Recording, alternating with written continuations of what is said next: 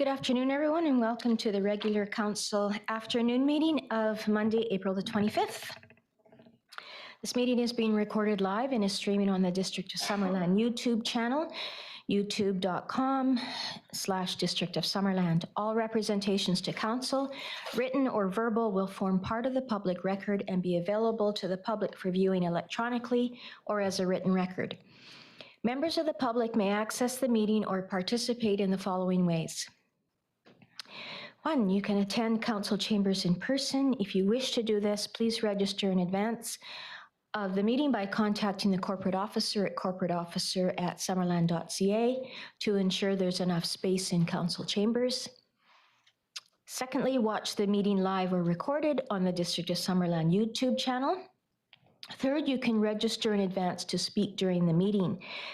Members of the public who wish to provide comment during the public comment opportunities found under items 6 and 9 are asked to register in advance by contacting the corporate officer at corporateofficer@summerland.ca with your name, civic address, and how you will be participating in person, telephone, or Zoom. Further details will be given to you when you register. Fourth, you can request to speak during the meeting. Those who have not registered in advance but wish to speak during the public comment opportunities may be given the opportunity, time permitting.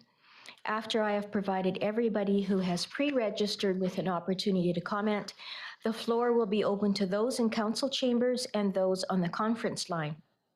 The conference line can be accessed by dialing 778-907-2071 and entering meeting ID 506-489-9374 and passcode 485186.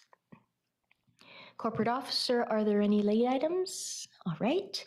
Council, let's adopt the agenda as presented, please. Councillor Traynor and Councillor Barkwell. All in favor? Thank you. And we have adoption of minutes for the last regular afternoon council meeting, April the 11th. Anything untoward in those minutes? Okay, could I have someone move to adopt? Thank you, Councillor Barkwell. Is council awake? I need a seconder, please. Councillor Holmes, thank you. All in favor? Thank you. No delegations. Is there anyone that wishes to speak? Nope. Okay. So moving very quickly on to the first of the business items, 7.1, the 2021 audited financial statements. And I'll pass this over to Dave Svetlichny. So thank you, Madam Mayor. Canadian audit standards require that those with recognized authority have asserted that they have taken responsibility for those financial statements prior to the issuance of the audit report. So the district's auditors, BDO Canada LLP, have completed their audit work and are prepared to issue an unqualified opinion that the financial statements fairly represent the financial position of the District of Summerland as at December 31st, 2021. Once Council has approved the statements, BDO will formally issue their opinion. Now, prior to handing today's presentation over to Mario Perotti, who's a partner with BDO Canada and the engagement partner for our district's audit, I just wanted to briefly comment on the statements overall. So the financial statements reflect a continued improvement in the financial position of the District of Summerland.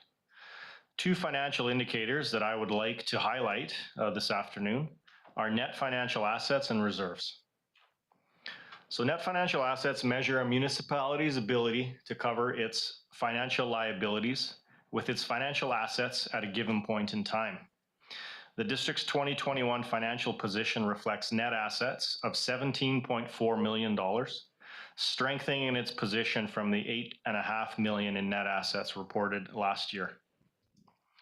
District reserve funds at the end of 2021 totaled $37.1 million, which was an increase of $7.8 million over 2020, sorry.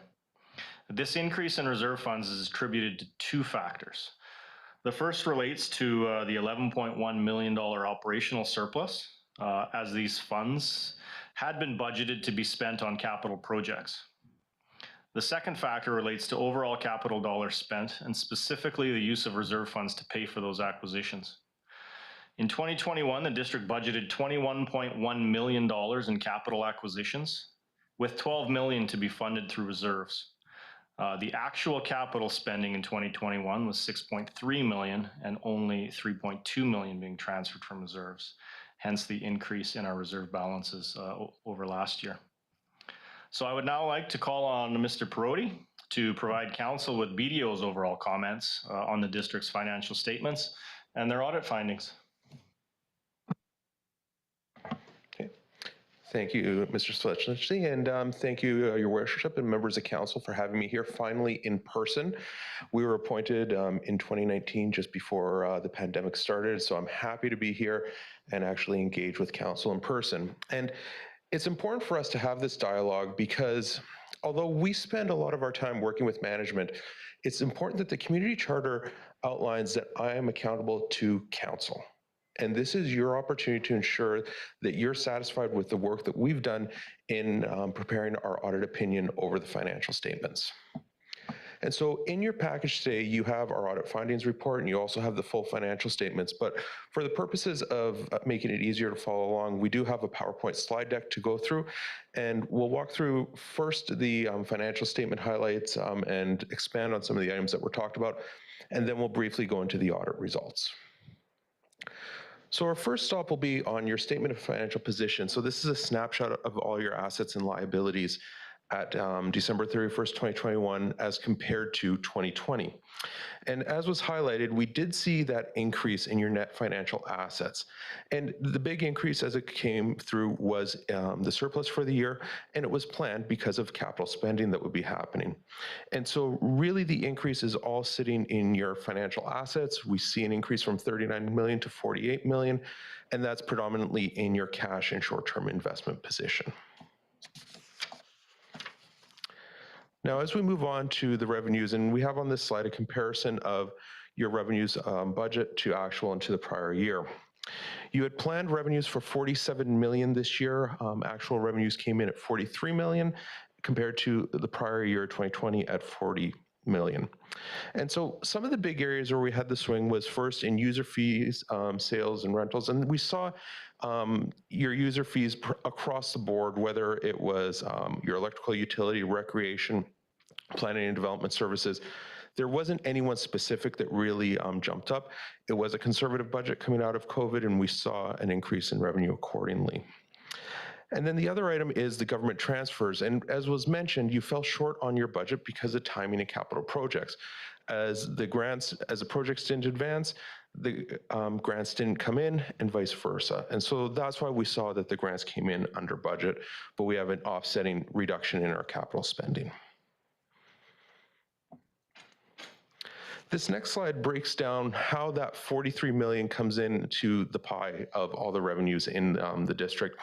And really just want to highlight taxation, which I know a lot of time is spent on it, and just highlighting that 12 million is just under a quarter of your revenue. So again, very important number. I know a lot of time is spent deliberating on it, but just graphically, we can see that here. Now, when we look at our expenses for the year, there was budgeted expenses of 39 million, and you came in at 32 million versus the prior year in 34. And, you know, we can see whether it's in the water services or in transportation services, we were underspent to the budget. And that's, again, timing of projects. The pressure reducing valve upgrades that you didn't proceed in 2021, or some of the water road master plan projects that didn't proceed because of timing. That's why we see that we're underspent in those areas. But the one item that I do want to talk about in particular is that you'll notice that it looks like you spent nothing on environmental services this year. And what had happened is, because you operate the landfill, and we have to account for the landfill closure costs and project out 25, 30 years into the future what the actual closure costs are going to be. With interest rates rising this year, it significantly impacted the calculation and actually reduced the liability. And it actually reduced the liability significantly enough that it looks like you didn't spend in environmental services. But that's just a factor of as interest rates go up, your current liability will be reduced because of time value of money.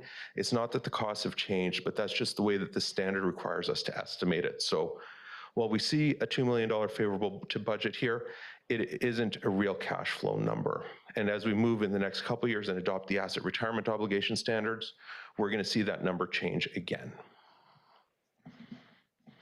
And this next slide just breaks down where you are spending your money throughout the different areas, whether it's contracted services, payroll, materials, and supplies.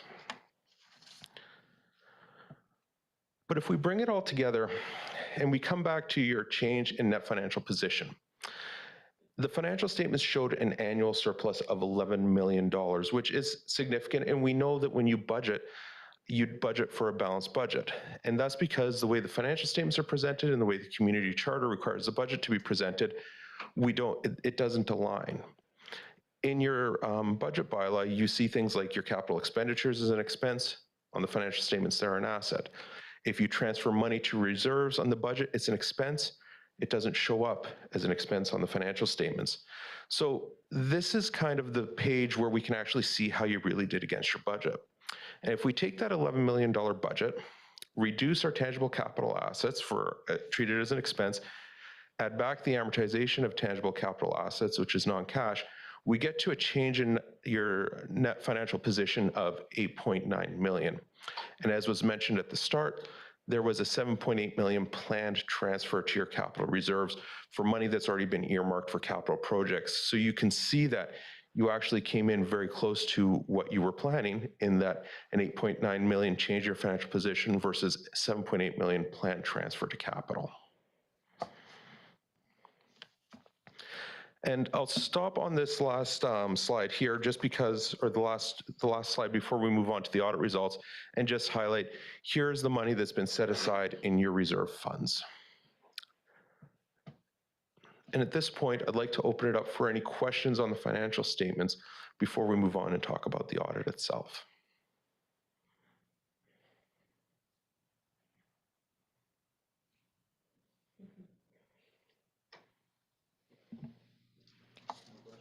Does the accountant on council have any questions? I guess one thought was crossing my mind is that compared to other municipalities, having the electrical department in there with the revenues kind of skews the whole picture. And it'd be nice to see the, separately, but that same could be said also for, say, each fund, like the water or the sewer. Yeah, so I don't know where you draw the line. Well, public sector accounting standards moved away from independent fund reporting a number of years ago, but actually in the financial statements themselves, on pages 20 and 21, we do show, here is the actual revenue and expenses by segment. So you can see what that breakdown is. It's just not prominent in the statements.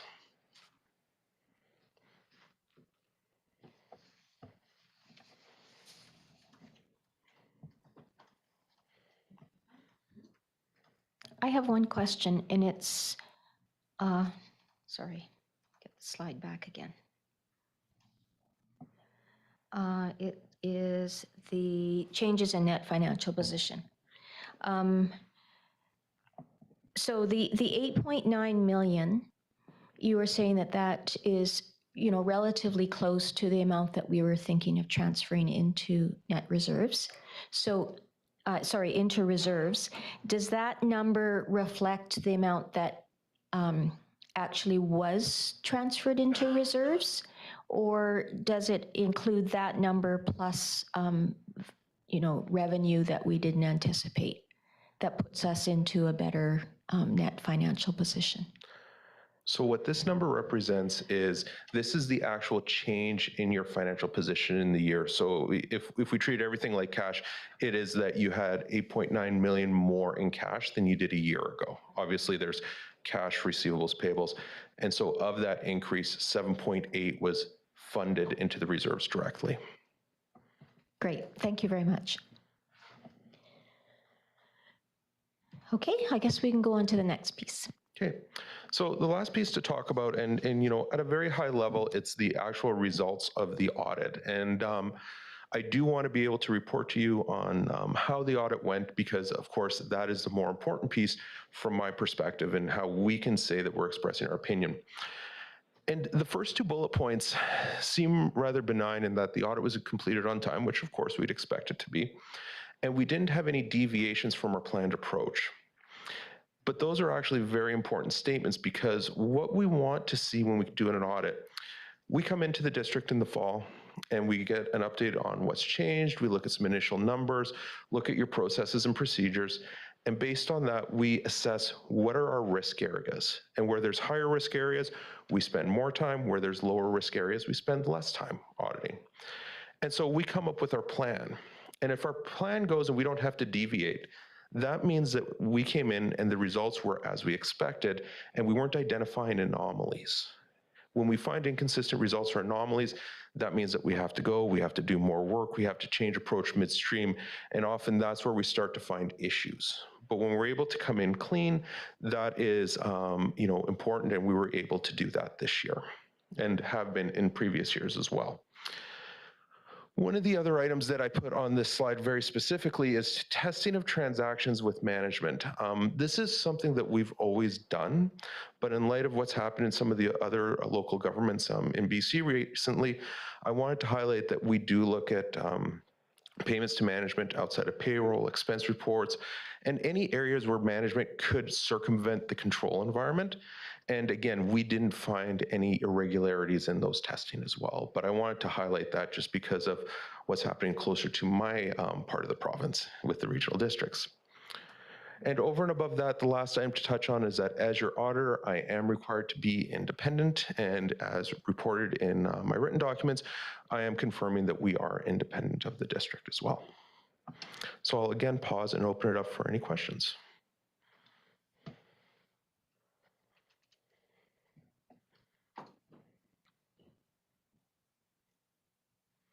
Big sigh of relief, Mr. Svetlichny. I'm just kidding. We have total faith in you. It's not me, Madam Mayor. I'd like to put a big shout out to my finance staff, and primarily Renee Bielek, who is the spearhead when it comes to our financial statements. She does an amazing job, and kudos to her and our team down there for doing a great job and getting the auditors in and out as quickly as we can. And if I may, I'd like to just echo a thank you to the entire finance team. Your team does perform extremely well and works very hard to ensure that we're in and out as quickly as can be, which we can say it tongue in cheek, but the fact that they're able to do that, they're able to deliver on all of our information requests on a timely manner and are very responsive is important for you to hear, because they do good work. It is important for us to hear. Thank you, CAO and your staff. Okay, final call for questions. All right, if there aren't any questions, I will ask for someone to bring forward the motion, please, that the audited financial statements be approved. Councillor Traynor, seconder, Councillor Holmes. Any further discussion? All in favor? Great, thank you. Thank you, Mario. On to 7.2, 2022 to 2023 BC Transit Annual Operating Agreement. This is for Dave as well. Thank you, Madam Mayor. So the District of Summerland's transit system is operated through BC Transit, and we annually sign an operating agreement with them for this service. So the 2022 and 2023 operating agreement is comparable to historical agreements. Overall, the operating agreement reflects a $45,500 increase when we compare it to last year's agreement. And of course, the primary reason for this increase relates to the additional 900 hours the district had approved to expand Route 30, which began in January of this year. So our overall 2022 budget for transit services is $220,000, which is sufficient to ensure this service continues throughout the year. And with that, Madam Mayor, I conclude my report. All right. Any questions for Dave? Councillor Holmes. Thank you. I was just wondering how are the tariff and fares established, and who establishes them? Is that done together with BC Transit, or is it up to us or up to them? So through the mayor, great question. BC Transit does set the rates through the region. However, it's done collaboratively. There's conversations. We have monthly focus groups or meetings with transit, and those conversations are had at those times. But they do establish those rates. Follow up, if I may. So I know some communities are moving to increase the age of the youth pass up to 18, and so is that something that's decided upon by municipalities, or is it and BC Transit agrees, or how does something like that work? Through the mayor, there's absolutely collaboration. We have, so within the Okanagan, with the RDUS and all the transit systems that we have in place, those conversations are had. BC Transit last go around, or during COVID, sorry, they did implement the 12 and under free bus service. That just kind of came out of the blue. So there wasn't a lot of government, local government participation with that. However, at the same time, the province is providing all local governments kind of with a subsidy in terms of that free fare that they put in place. I haven't heard a lot of conversation yet about increasing that to 18. There's been some chatter. It is most likely something, I think, at our next meeting that I can bring up and find out where things are at with that. A couple more, if I may. So in Schedule C in the budget, the revenue of $27,383. What is it? Is that the bus tickets? Is that fair? That is correct. So if we made bus fares free, I mean, obviously we can't, but if we talk to BC Transit and had free fares, all we would lose is we would have to find $27,380 in the budget somewhere to cover that. In theory, yes. That is a budgeted number. So of course it fluctuates annually, but that would be the revenue that we would be short. Yes. Okay. I have some comments. All right. I'll just check to see if we have any more questions. All right. Could we get this on the floor, and then I'll come back to you, Councillor Holmes, for comments.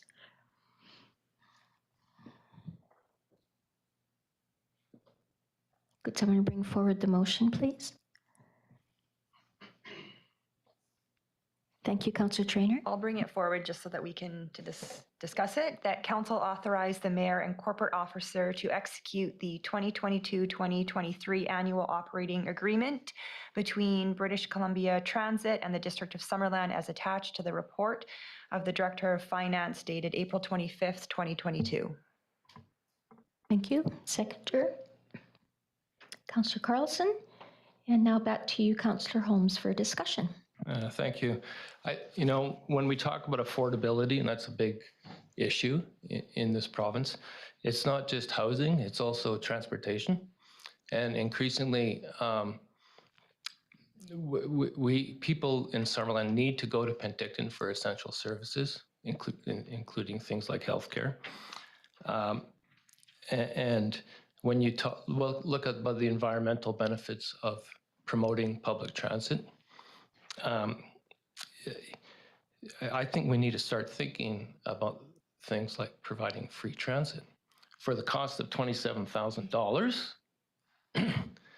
That's, we're spending half that much on netting for the dog park, right? So it's not a lot of money,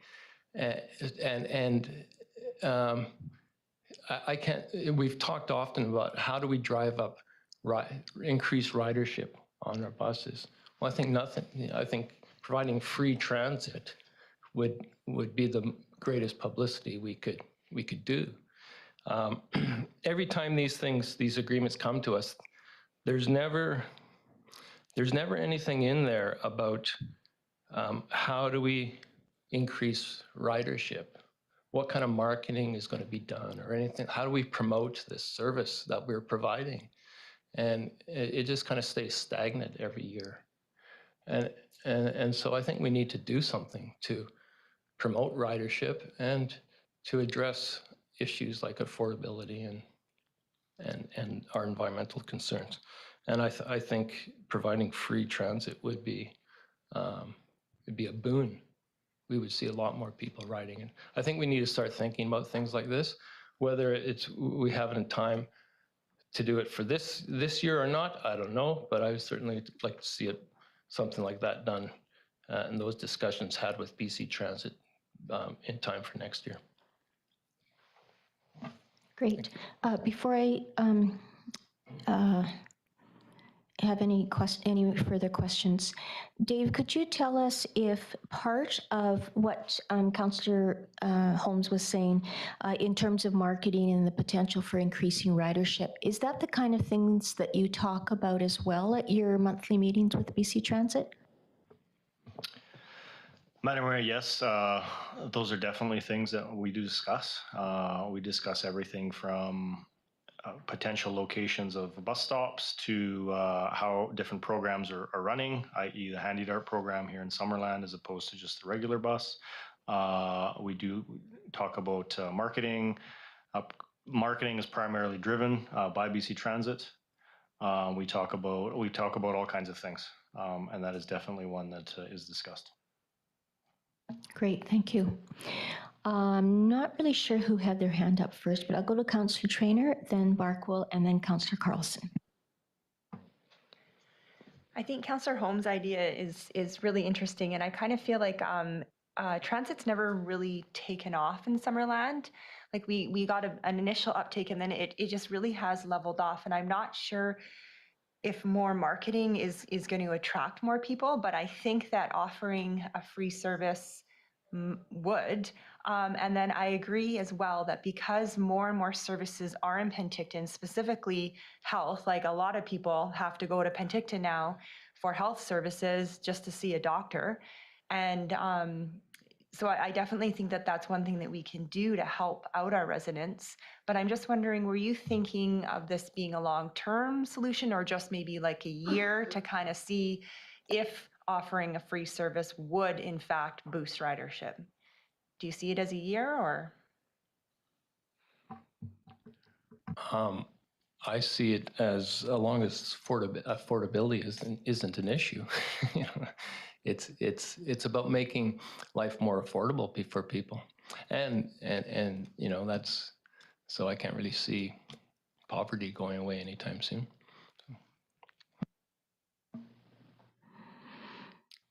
One of the things that plays into whether or not a house is attainable or affordable is absolutely transportation. If they're, as we've been working here in Summerland, if we can keep as much as possible in the downtown core or have active transportation or access to bus stops, as Dave was speaking about, that takes that piece of the equation off. If people can get to their workplaces by using public transit, and especially if it's free, that makes it even. So it all plays into the whole thing of affordability. That's for sure. I like your idea as well, Councillor Holmes. I think it's worth investigating further. Councillor Barkwell. I guess I'm just sort of repeating some of the thoughts others have had. Yeah, I think it's an interesting idea, but I see it as an experiment almost to see how much ridership goes up if we make it free. I think we should do it for a period of time, a year or 2 years, and then sort of look at things. It might be, well, we never know. We just don't know what would happen, and I think that's one reason to do it. Councillor Carlson. Just want to say that I agree. I do think that it would be interesting to find out what, if we're talking about taking a bus from Summerland to Penticton, potentially making that a free service, what happens in Penticton to come back to Summerland? Do we need an agreement with Penticton? Do we need an agreement with RDOS? I think there's probably quite a large conversation. So maybe, I know this has come up before, as if you get on the bus in Summerland, maybe they don't charge you, but then perhaps in another place they would have to charge you in order to get on the bus. So it's more complicated, obviously, than it looks. I think that we should be getting more people on that bus. It drives back and forth to Penticton four times a day, 5 days a week, 6 days a week now. It goes on Saturdays now, and that's very valuable to people. But we do need to allow them to afford to do that. So I look forward to finding out how we can actually move on this. Thanks. Councillor Holmes. Yeah, thank you. I appreciate all the comments. I don't think it really that much complicated. This is our service. It's not our RDOS service. It's not a city. Penticton doesn't pay a penny into this service, even though you could argue they should, because they benefit from it as well. But this is our service, so I think we're in control, or we should be. Dave? There definitely are challenges, some of which Councillor Carlson brought forward, just because, yes, Councillor Holmes is correct. This is our service. This is a District of Summerland service. We pay for it. However, I've had this conversation with BC Transit in the past, and one of the things that we will run into is, because our service has 2 or 3 stops in Penticton, what potentially happens then is you could get an individual that lives in Penticton that would get on the bus at a stop there and try to drive around in Penticton on our bus. And if it was a free service, they wouldn't pay. So Pentictonites then would be receiving free transit service as well, and the District of Summerland would be paying for them to get on our buses. So we have had conversations with BC Transit, very preliminary. They think that there's a couple maybe different avenues we could go down, either having every person in Summerland have their own Summerland bus ticket or whatever that looks like, bus card. So it's not pure and simple as just flicking a switch and saying this is what we're doing. There will be some challenges involved, and if council does want us to go down that road, we will have further conversations with Transit and report back. Is it beyond the realm of possibility that if we're looking at 30, like bus route 30, if people in Penticton wanted to use bus route 30 to get wherever they needed to go, then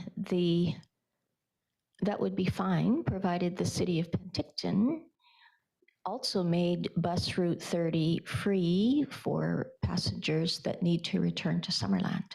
Seems to me there's a bit of a trade-off there, but I don't know.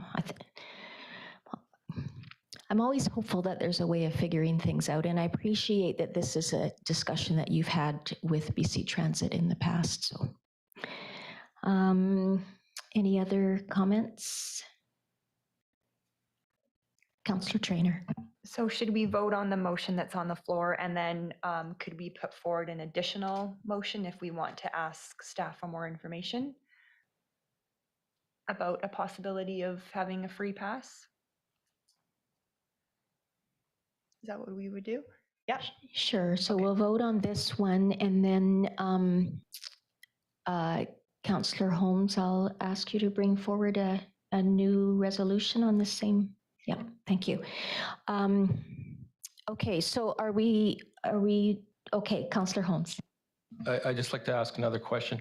With the existing contract, one thing I also noticed that on Earth Day on Friday, there were some municipalities around BC that were offering free bus services on Earth Day as a Earth Day thing. So would this contract allow us to do something like that, doing these one-off things?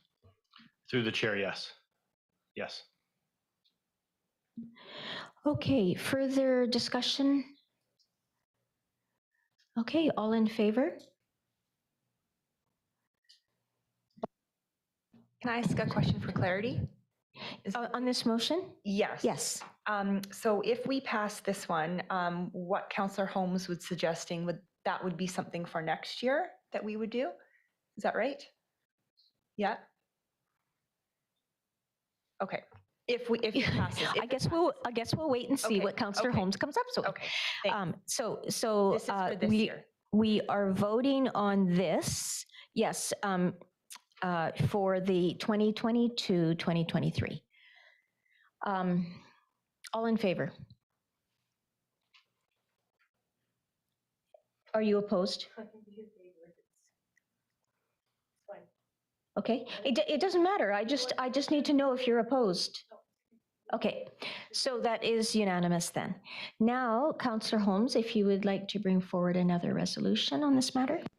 Okay, thank you. I'm going to wing it a little bit here, but might ask our corporate officer to help us out. That council directs staff to initiate discussions with BC Transit about providing free bus service on Route 30 for a trial basis. Something like that. Does that work? And trial basis, are you thinking like a year or something like that? And have staff report back. Okay, sounds good. Are you seconding that? Thank you. And did you have further comment? Yes, please go ahead. Just a comment and a thought when we're talking about what happens when you get to Penticton. If you take the bus from Summerland and you end up in Penticton, you have to get off the bus. You presumably are going to get back on that bus to go home. I think that when you get off that bus, perhaps there's a transfer document or transfer ticket that goes with you, so it's free to get back on the bus. Just one way to think about it. And if you're leaving from Penticton and you live in Summerland and you don't have it, then maybe you're going to pay. Thank you. Yeah, that's even easier. Okay, further comment on this? Okay, I'll call the question. All in favor? And none opposed. Thank you, Councillor Holmes. 7.3, tax rates 2022, bylaw number 2022-016. Dave Svetlitchny. Thank you, Madam Mayor. And I think this is my last report, so you won't have to listen to me anymore. So council adopted the district's 2022 to 2026 5-year financial plan bylaw on February 28th, 2022. This plan included a 4% property taxation revenue increase for the 2022 fiscal year. It was also noted during the meetings and discussions that although a 4% taxation revenue increase was required to balance the budget, that did not necessarily equate to a 4% tax rate increase in each property classification, and that those discussions in terms of tax rates, tax multipliers, tax shifts would be discussed prior to the end of April. So that meeting was held as a committee of the whole meeting on March 28th. Council was presented with a comprehensive review of tax multipliers and was provided with a step-by-step walkthrough on all of the different factors that need to be taken into account when setting tax rates. In addition, Council was provided with detailed tax rates and multiples for every community in BC. Analysis of the data highlighted the main theme, two main themes actually. So Summerland's tax multiples for classes 2, which are utilities, 5, light industry, and 6, which is business, were all within the lowest third in the province and lower than the provincial averages. And the second theme, when compared directly to Okanagan municipalities, Summerland's tax multiples for classes 2 and 5 were the 4th lowest, and class 6 was the 6th lowest. These multiples, again, were also lower than the Okanagan averages. So based on those two predominant themes, Council was presented with 6 alternatives to consider when setting 2022 tax rates. Council ultimately chose alternative 6, which shifts $10,880 of taxes into Class 2 utilities and an additional $30,500 into Class 8 recreation nonprofit. The corresponding reduction of $41,380 was shifted out of Class 1 residential. This decision provided a much needed correction to the Class 2 tax multiplier and now brings that class in line with Okanagan averages. Additionally, although all other classes will see overall increases in taxes this year, tax multiples are all in line with provincial averages and remain competitive when compared to Okanagan municipalities. So the net effect of these shifts is that the average residential property assessed at $790,506 will see an increase in taxes over last year of $97.61. The average commercial property assessed at $352,427 will see an increase in taxes over last year of $109.80. The proposed bylaw sets the property tax due date as July 4th, 2022. Normally it's the first Friday in July. However, as that is July 1st and we are closed, we've moved it to the Monday, July 4th. Now, in addition to the proposed tax rates bylaw, I wanted to remind residents about the change to the homeowner grant process that happened last year. So hopefully everyone remembers that effective as of 2021, the province of BC has taken over administration of the province's homeowner grant program. Now, the eligibility criteria has not changed. However, homeowners can no longer apply for their homeowner grants at Municipal Hall. They must apply directly to the province using the province's online system, or the province, or for those homeowners that do not own a computer or who feel more comfortable having a conversation, they can call the province's toll-free number. And all of this information will be provided to residents when our tax notices are mailed out after the May long weekend. As staff, we strongly encourage homeowners to claim their homeowner grants as soon as they receive the 2022 property tax notices, again, which will be after the May long weekend.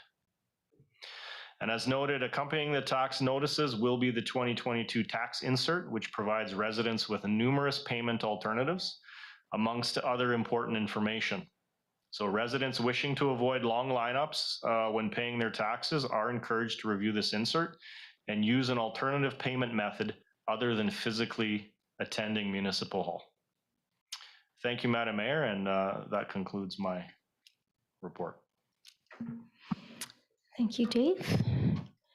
Council, any questions for Dave or for Renee, who is also joining us? All right, could I have someone bring forward the motion for first, second, and third reading? Thank you, Councillor Traynor. Seconder, Councillor Holmes. Any further discussion? Welcome, Councillor Van Elfen. All in favor? Thank you. That's unanimous. And so next council meeting will be adoption? Okay, thank you. Now on to 7.4, the Procurement Report. Always have troubles with that word. Welcome, Dana. Good to see you back in front of council. Thank you, Madam Mayor. So I'm bringing you a procurement report for information. It is split into 3 parts. The first part is on quarterly procurement reporting. So we're catching up on some quarterly procurement reporting from 2021 through to the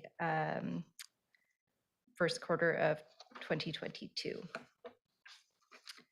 On page 2 of the report, you can see that we had 1 procurement over $250,000 in the third quarter of 2021, 2 over $250,000 in the fourth quarter of 2021, and 3 over $250,000 in the first quarter of 2022. And if you have any questions on those procurements, I'm available. The second part of the report is year-end procurement reporting. So on page 3 of the report, there are some high-level graphs that show the number of procurement competitions that were completed in 2021 versus previous years. So the number is a little bit lower than a couple of the previous years. However, if you look at the total value of the contract awards that were issued, the value of contract awards is actually greater in 2021 than in the previous year. And this information wasn't tracked in previous years.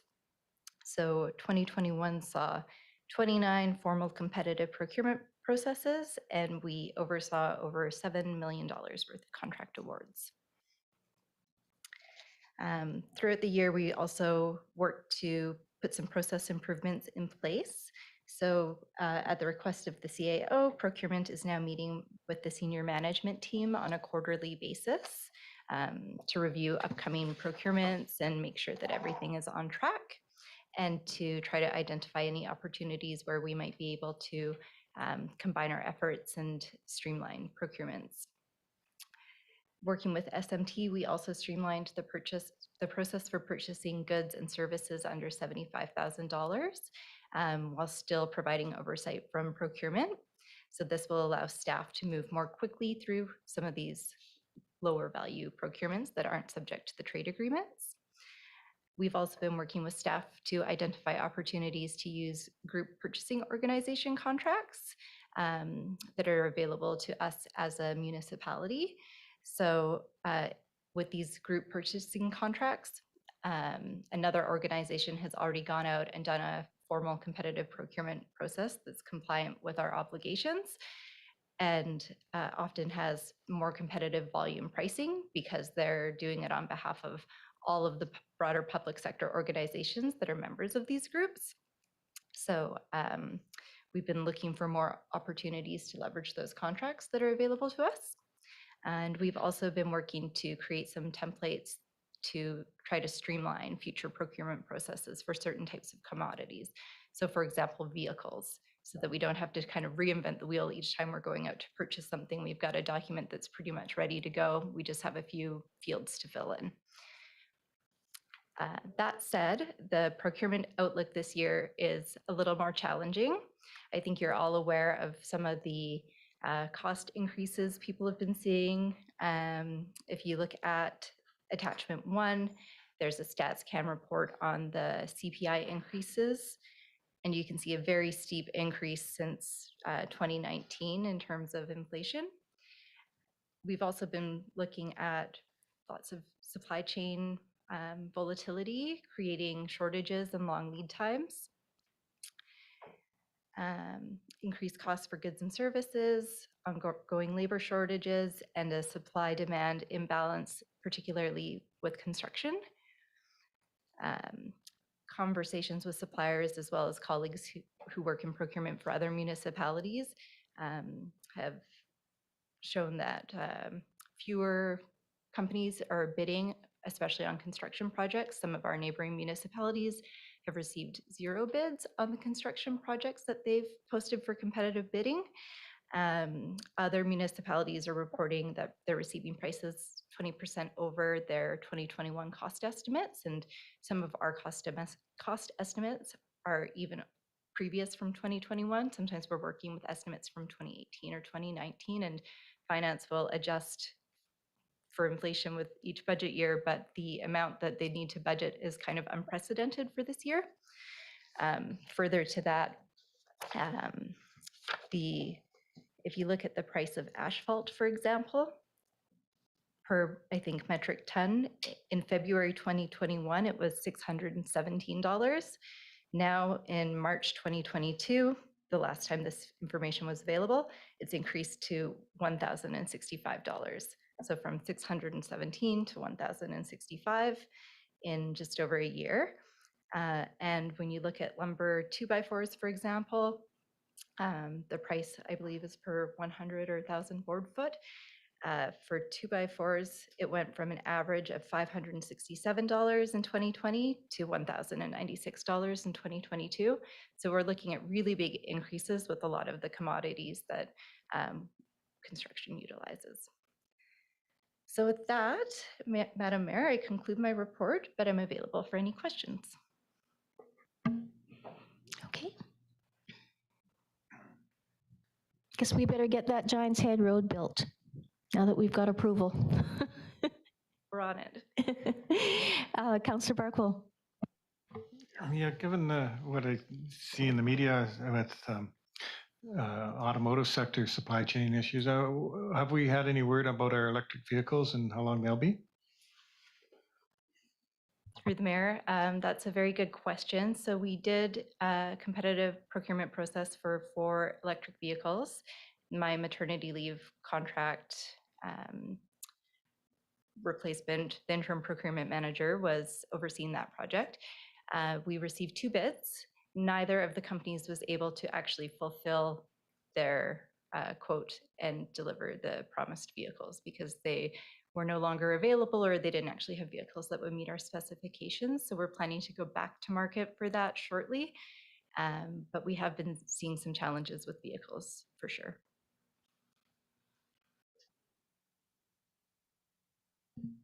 Councillor Holmes. Thank you. So we've all heard about supply chain disruptions. Have you noticed, is there any specific areas where the disruptions are most notable, or is it just everywhere? Through the mayor, pretty much anywhere where we're looking at like equipment, HVAC equipment, that kind of thing, there are really long lead times. Vehicles, fire trucks, heavy machinery, anything with a heavy manufacturing component, we're seeing a lot of delays. And we were hearing from Jeremy this morning, components for specifically the electrical utility too. So, okay, any other questions? Could I have someone bring forward the motion to receive the procurement report for information? Councillor Holmes, thank you. Seconded by Councillor Traynor. All in favor? Great, thank you. Thanks, Dana. Thank you.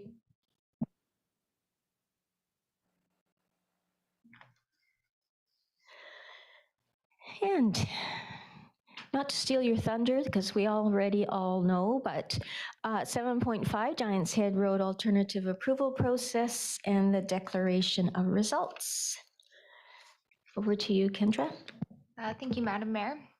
So the alternative approval process for loan authorization bylaw number 2022-005 closed on April 19th at 4 p.m.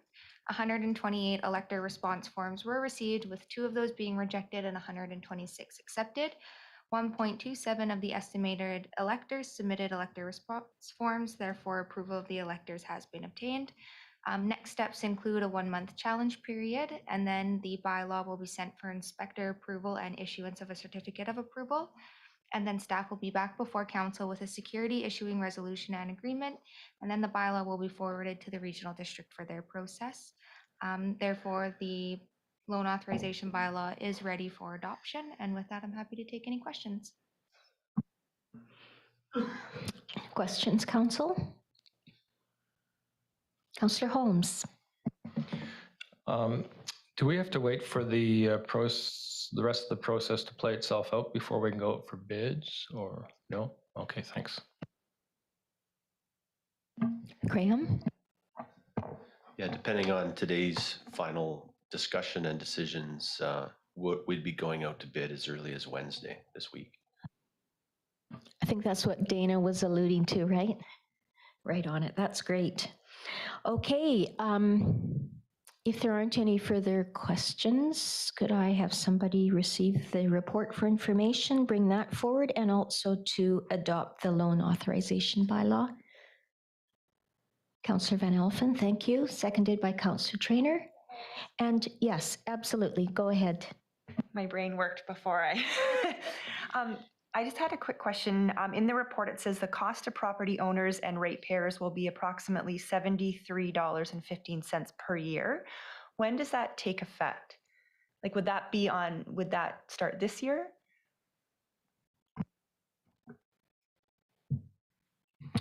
Thank you, Madam Mayor.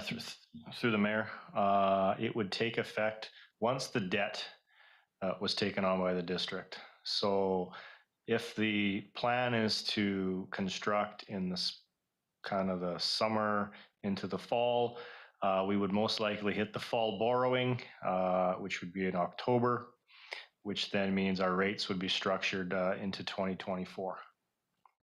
As a municipality, we're only allowed to borrow twice a year when it comes to the Municipal Finance Authority. So we can either borrow in the spring or we can borrow in the fall. So if we meet, if the project is pretty much finished, we'll borrow in the fall, which means payments will kick in 2023. If we, for some reason or another, have to push it out into the spring of 2023, it'll most likely payments will begin in 2024. So there is a lag. Just one quick follow-up question. So does that show up on a tax bill then, like as Giants Head Road Improvement Project? Like, is that how people would see that?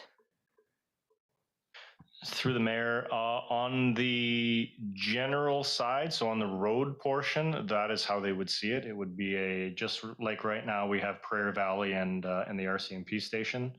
It would show up as a Giants Head Road. On the water side, because we bill monthly, and there's just an increase in user fees. There's no specific dollar amount. It would just be incorporated into those user fees. With the same timeline, right? So start, yes. Okay, thank you. Graham. And just maybe a few words for more specifically on the timeline for the project. So as I mentioned, we'd go out as early as Wednesday on tender. That'd be up for about a month. And then construction would start shortly after, looking for substantial completion by October 30th. And then sort of the total performance by November 30th. So we should see a lot of activity happening, and weather permitting, but we do live in the Okanagan, so I think that's one thing going for us is hopefully the weather and construction season will be amenable to seeing a lot of progress quickly on this. Councillor Carlson. Just a comment regarding the folks who are living and working along that road. It's a lot of agriculture, very busy season, and I know that, for example, there was a project over on Tingley last summer, and it was a 2-day project, and it happened on the driveway of the orchard that we needed to pick for those 2 days, and there was zero communication about it. So I think it's very important that we make the construction companies aware that there's random entry points to orchards and vineyards and things along that road that they need to be very cognizant of. Thank you. A communication plan like there was for Garnet Valley, which is also highly agriculture, would be ideal, I think, because it sounds like that was pretty amenable to people that live out there. And farming is, it's not you have to make hay while the sun shines. When it's ready to be picked, you have to pick it. Councillor Van Elfen. Thank you, Madam Mayor. Just alluding, or just to expand on that, Garnet Valley Road, when they did that project, it was really well run, and the flag people were as accommodating as humanly possible. Like, they were really good. And a lot of times we were warned ahead of time, like, this day could be a 2-hour wait, depending what they were doing with their machinery and how extensive it was. But all in all, like, I was pretty impressed with the whole process. So I'm hoping this will be the same. Yeah, that's great coming from somebody that actually experienced that living out there. Okay.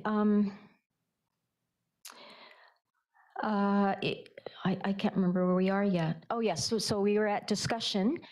Is there any further discussion on the motions that are here? Okay, I'll call the question. All in favor? And none opposed. Thank you. Okay, 2:00 on the nose. We are 5 minutes ahead of time. Let's take a break until 2:10.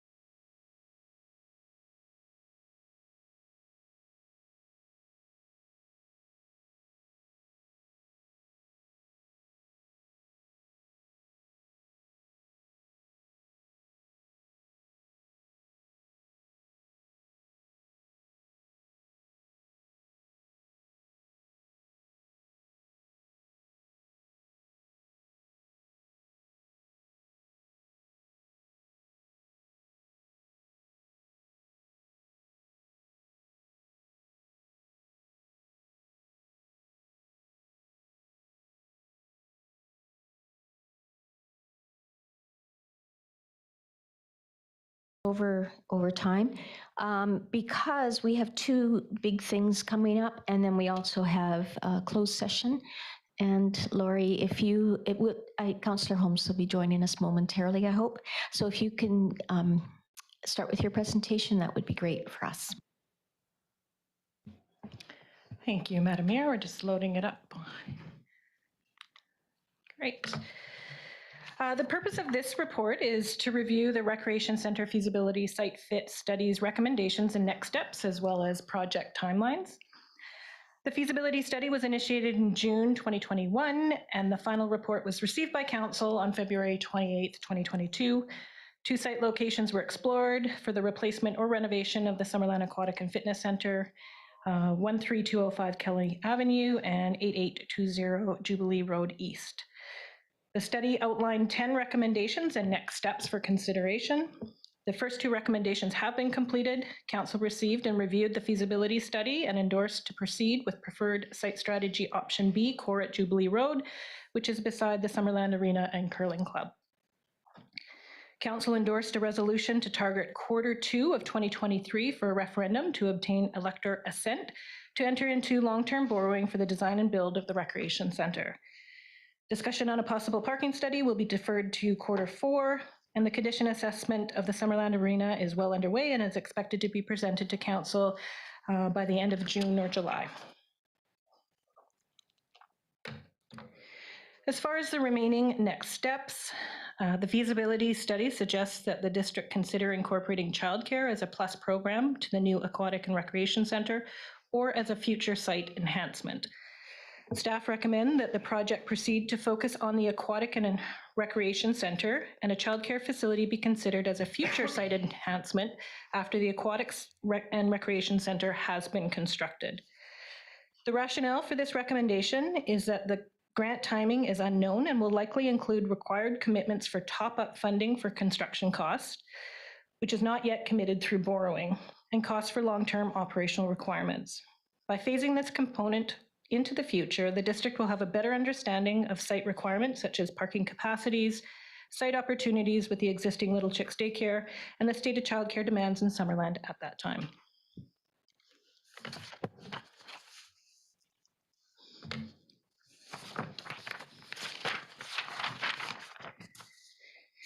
The feasibility study provides options for district to consider investing additional funds in further detailed design work in order to identify and reduce risks and improve the precision of the current cost estimate.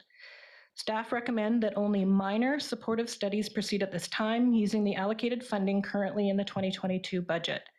This would include investigating civil and off-site connections to district services and a geotechnical report utilizing either historical information or several additional boreholes. More studies could be done to provide greater precision on the cost of the project. However, those studies could cost $250,000, which would mean further investment in a project we do not yet have public consent on. Once other sources of funding, such as grants, are explored, a further contingency could be added to the cost of the project to manage any anticipated project increases beyond the contingencies already built into the current estimates, which are for a 2024 construction startup. The alternative is that we could proceed with additional studies to try to further refine costs through schematic design. But as indicated, those studies will take significant investment and time and ultimately will not translate into certain costs of the project, just better estimates.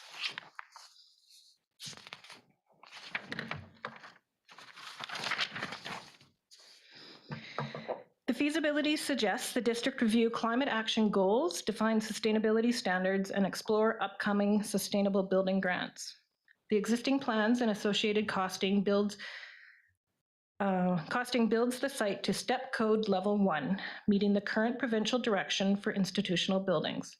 This is already a major step forward in technology and efficiency given the current antiquated condition of the facility being replaced. Going beyond step code is possible, with further investment of up to 10% on the total costs as outlined in the feasibility study. Ultimately, Council will need to determine in Q4 if this investment is warranted, as it will increase the cost of the project that will be taken to the public for affirmation on borrowing. Staff will engage a sustainability specialist within the existing budget to provide and more detailed analysis of the sustainability programs outlined in the feasibility study, along with more detailed cost breakdown to present to council so that you can make an informed decision at the end of the year. Staff will also explore grant opportunities. The feasibility study recommends continued public engagement and stakeholder consultation about the project. Timber Mart has a short-term lease for district lands near the arena, and staff discussions are ongoing with the directors of the business. As a referendum approaches, a comprehensive communications plan will be necessary. The plan will frame the current condition of the existing facility, the scope and intent of a new facility and the associated costs, and the consequences if the project does not proceed. In the interim, the website associated with the project will remain up to date with all the associated materials, and standard messaging will be utilized for any public inquiries. It is important that the residents are fully informed prior to voting at the referendum in Q2 2023.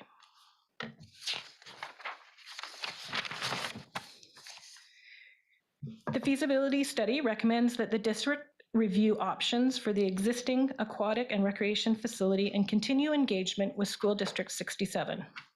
A joint meeting between School District 67 Board of Trustees and District of Summerland Council is scheduled for May 2nd. Upon completion of a new facility at Jubilee, the existing facility will no longer be required as an aquatic and fitness center.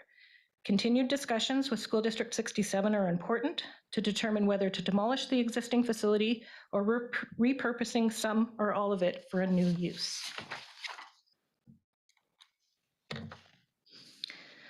Completing a funding strategy to outline a detailed costing analysis for funding the future recreation center is recommended, and this will outline the cost to the Summerland residents. Staff will monitor grant opportunities and return to council in Q4 to provide an overview of project costs and a funding strategy for council's consideration. Confirmation of total project costs are required prior to going to referendum. Sourcing and confirming grant funds, completing further civil and geotechnical surveys, and determining building sustainability standards will all impact design and building costs. Efforts to reduce the costs of the project through grants are also underway, with the possibility of $6 million of funds under the UBCM Strategic Priorities Fund program, which has just opened up. Staff are also investigating the sustainable building grants. Staff will return to council with an update on grant opportunities later this spring. Once a project budget is set and the funding strategy is developed at the end of 2023, the referendum preparations will begin. At the end of 2022. And then we will start referendum preparations, and this aligns with council's endorsed timeline of a spring 2023 referendum. That concludes my report, and I'd be happy to answer any questions. Any questions? Councillor Van Alphen. Thank you, Madam Mayor. You had mentioned the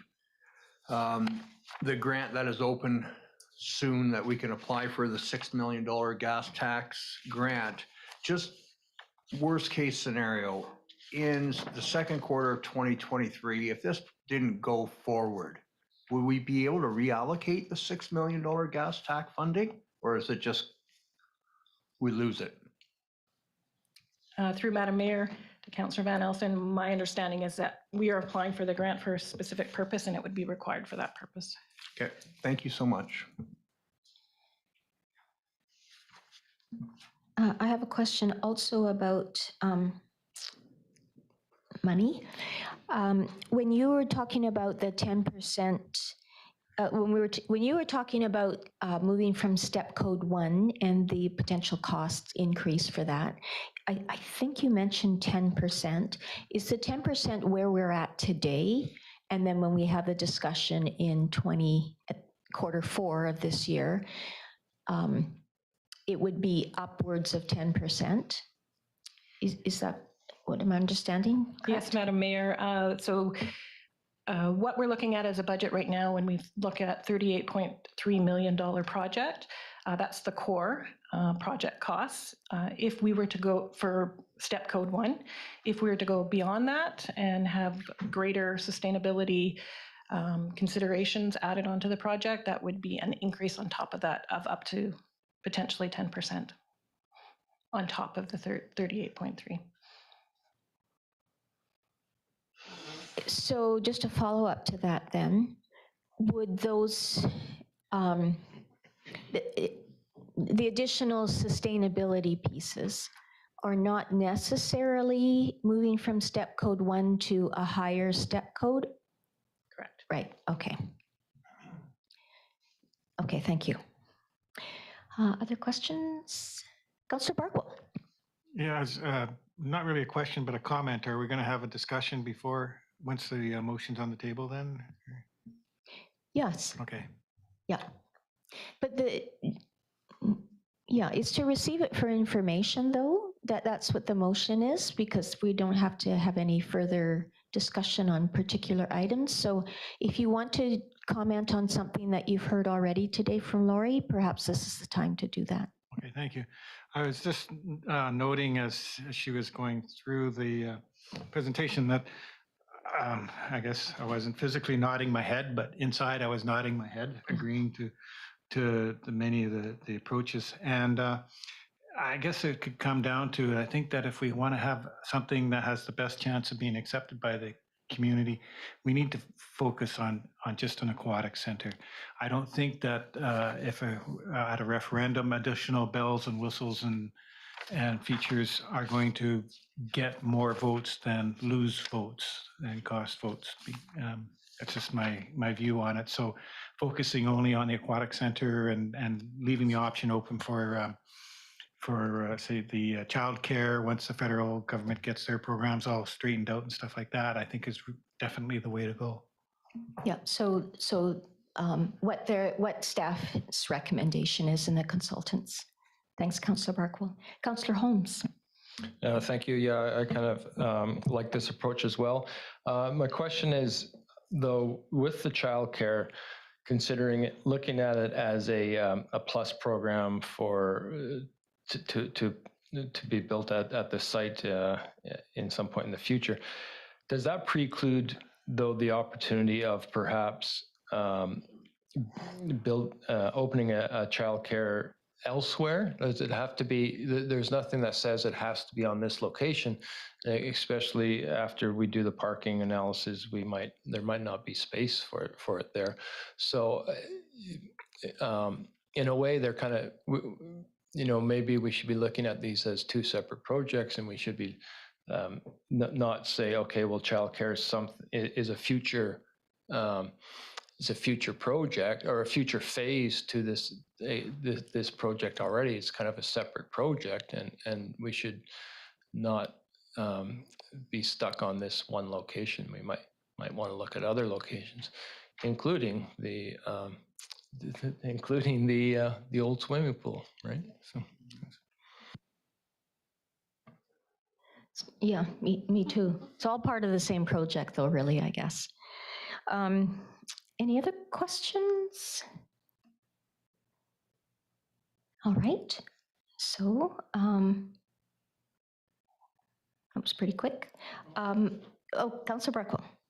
Just sort of maybe it doesn't need to be said, but following up on what Councillor Holmes said, I mean, I have to agree with him there, but nevertheless, I think in the design and siting and such of the project like this, we don't want to do anything that would limit expansion and maybe even spend a few bucks, oversized pipes or whatever it might be, and making sure that there could be growth. Just to keep it in, just to make sure we avoid doing anything that might limit us. That's all.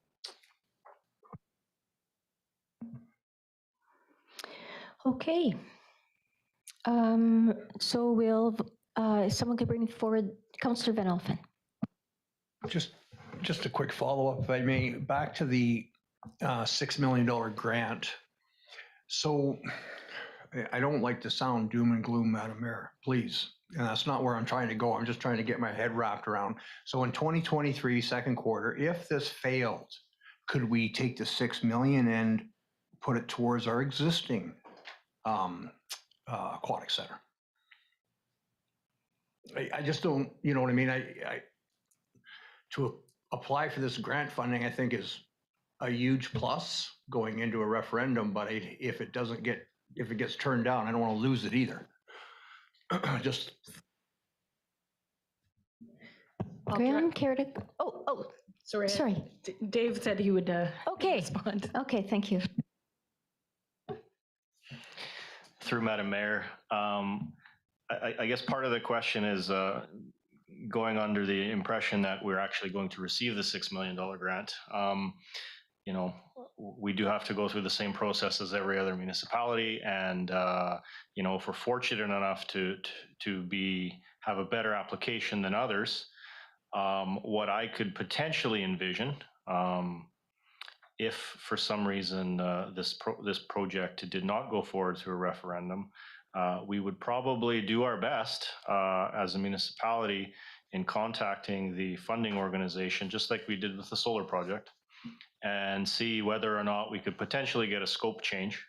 And then it would really be up to the funder at that point in time in determining whether or not that met the definitions of their grant application. It would really be in their court. You know, as staff, we would do everything we could to make sure that we got that scope change, but in the end of the day, it's really up to the funder and whether their criteria is being met with the new project or the change. Graham? Yeah, thank you, Madam Mayor. I through to Councillor Van Alphen. I was going to say something similar to Dave. It is gas tax. We learned a lot about the gas tax process for review on the solar project.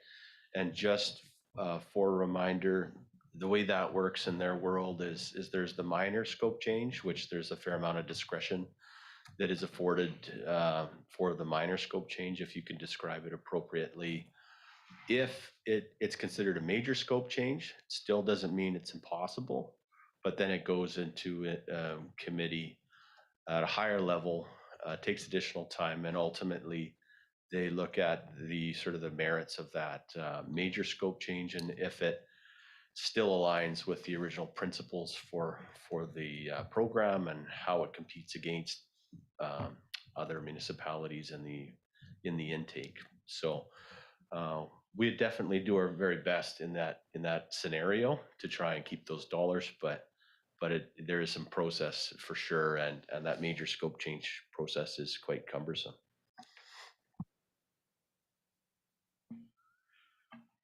Any other questions? Okay, could someone bring forward the receiving the report for information from Lori today? Councillor Van Alphen, seconder. Councillor Traynor, thank you. All in favor? Great. Thank you, Lori.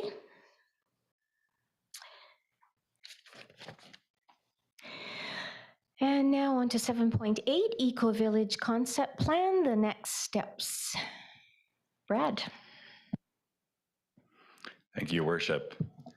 So I'm back before Council today to ask for and receive approval from Council on endorsing the Ecovillage Concept Plan as a guiding document for the District of Summerland for the development of the district's property at 13500 Prairie Valley Road.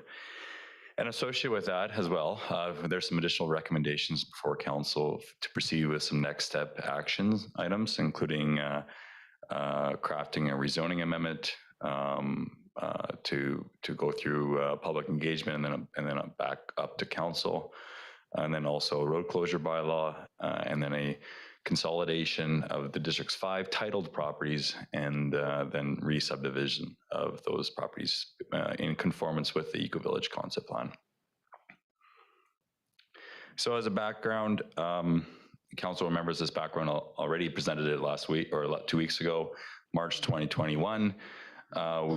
Council directed staff through a notice of motion to move forward with the investigation of the feasibility of an Ecovillage development at the district's property at 13500 Prairie Valley Road to be included in and around the solar and storage project that was already moving forward at the time.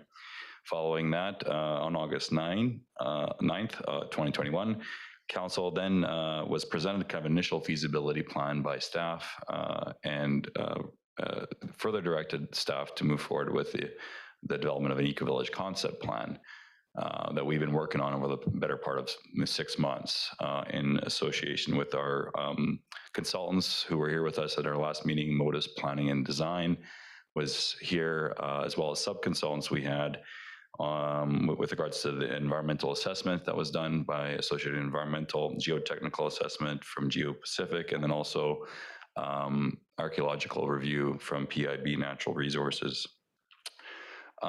Following that presentation of the draft concept plan and the development of that concept plan, it was presented to council at the last council meeting, and the council provided some initial questions, comments to staff at our last meeting. What we've heard, I guess, from council is reported back in the staff report. I'm not going to go through that in detail today, but if we did, in terms of the questions that were asked at our last meeting and in terms of staff's responses to those questions, we just thought we'd document that for your purposes in considering these motions. And so before I can move on to next steps, I do want to kind of just put a bit of a plug in here as well for the Ecovillage concept plan itself and what that is. So the concept plan includes a 47-acre natural park that's going to be dedicated as a district managed park and be similar to Giant's Head Mountain is now in terms of it being managed as a district Summerland park. And this park will enhance and protect the Cartwright Mountain Trail system for recreational hiking, equestrian uses, and mountain biking uses. This land area represents 71% of the district's total land area holdings in this area and preserves most of the higher environmentally sensitive areas that are identified in our environmental assessment as ESA 1 areas that should be protected for future generations. The concept plan as well also proposes a new public utility lot for the proposed solar and storage battery project, which is proposed to be maintained in the existing zoning, which I'll get into, and also protected by the district. And also a mix of housing styles and diversity of housing, including medium density townhouses, small cottage style single family homes in a neighborhood area to the north of the solar and storage project, and also potentially higher density developments in select locations of the development area. Neighborhood parks and trailhead areas are a total 8.2 acres and preserves cultural sensitive few corridors to the District of Summerland downtown area that were identified in our archaeological assessment with PIB, as well as environmentally sensitive areas that were identified in our environmental assessment. And we also see benefit in it being protected as well for the neighborhood of the Ecovillage as well, including there was a kids mountain bike pump track that we're trying to protect and enhance, and that's also identified on the concept plan. And then finally, last but not least, I want to point out as well the inclusion of a community hub to be located at the heart of the Ecovillage site to really give it that village feel, not just a residential development suburb, but we actually wanted to create a community in this location. So with that, now I'll move into next steps. If council is willing to endorse the plan, we're going to be proceeding with a zoning amendment and begin preparing the zoning bylaw amendment that would redesignate lands that are proposed for neighborhood park or the nature park that I just talked about as P parkland, which is our parkland designation, to protect these areas for future generations. This map here, actually, you can see in teal color, all of the district's property right now is zoned as institutional. So there is a need to delineate which areas are going to be protected as parkland versus residential areas versus the solar and storage project as well, being maintained as institutional. And then as well, we want to include and develop this new comprehensive development zone, which we redesignating those areas that have been identified for potential development, including the community hub, so a mix of uses to be included within this comprehensive development zone. And this comprehensive development zone, just in terms of the legislation around it, they are often used by local governments to rezone larger sites where there's a mix of different land uses that do not match existing zones. For example, mixed forms of density, commercial, residential uses are usually a mix of CD zones. And as well, there's an opportunity to create sub areas within the zone for different unique types of areas that are going to be within a larger area, which we definitely see is going to be a benefit to meet the intent and of what's been planned within the Ecovillage concept plan. So we see the CD zone being key as well. We can also build in guidelines within the zone for landscaping, environmentally sensitive development, as well as energy efficient development in terms of climate change and step 5 step code that as well could be built into the CD zone. So we see that as being the key next step to move the project forward. And then as well, as part of our zoning process, we would be engaging with the public further with this project. We're going to do, I recommend to council that we complete another open house in accordance with our development application procedures bylaw before it comes back to council, as well as have formal committee consultation, which we haven't heard from our committees yet on this project, with regards to the Ecovillage project idea. And then ultimately, this will require an OCP amendment as well. So there'll be a public hearing requirement and external agency referral as well as part of that. Other next steps include the subdivision and consolidation. As I already mentioned, this map here kind of shows the 5 different titled properties that the district owns. You can see that there's a road cross section that's been undeveloped and currently dedicated as roadway that transects the district's property in the middle of that solar and storage area. So it's definitely needing to be cleaned up and be closed, and then perhaps reorientated in conformance with the concept plan. Then these lands will need to be consolidated and then re-subdivided. We're going to recommend that the subdivision follow the proposed zoning boundaries that are of our zoning bylaw amendment. And actually, related to this work, we are also additionally asking for council to support additional $10,000 to be directed from our economic development operational fund to complete land surveying and legal document preparation for completing this work. Finally, other implementation items, I do have a couple more slides following this, but include, we do have the environmental impact assessment completed by our subconsultant of this project being Associated Environmental. We can actually use that for receiving approval of an environmentally sensitive development permit for the Ecovillage project, which we plan to initiate that and receive. We want to explore and note early negotiation with landowners on access easements and rights of way for sanitary sewer, fire access that's going to be required to service the site. As well, another item that was identified in the Ecovillage concept plan was the use of restricted covenants on top of the CD zone to reflect the guidelines of the Ecovillage concept plan, being probably more targeted to fire smarting for the private homeowners that are going to be proposed to be located there. There are any new homes that are built within the area, as well as landscaping, I think, be the 2 main ones that we want to use restrictive covenants for.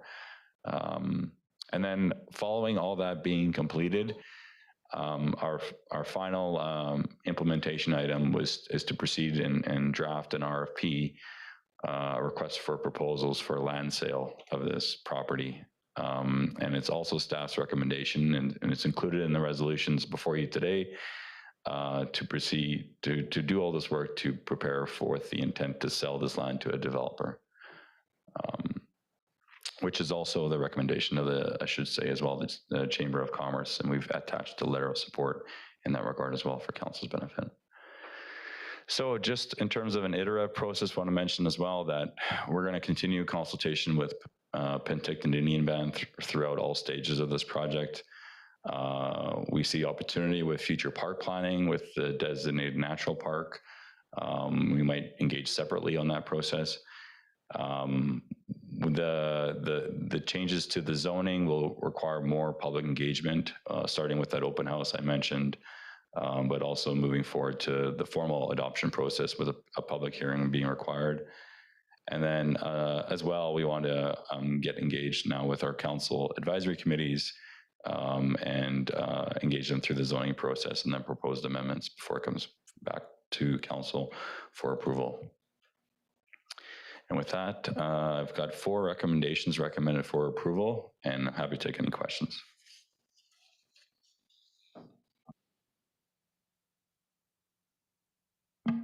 Councillor Carlson.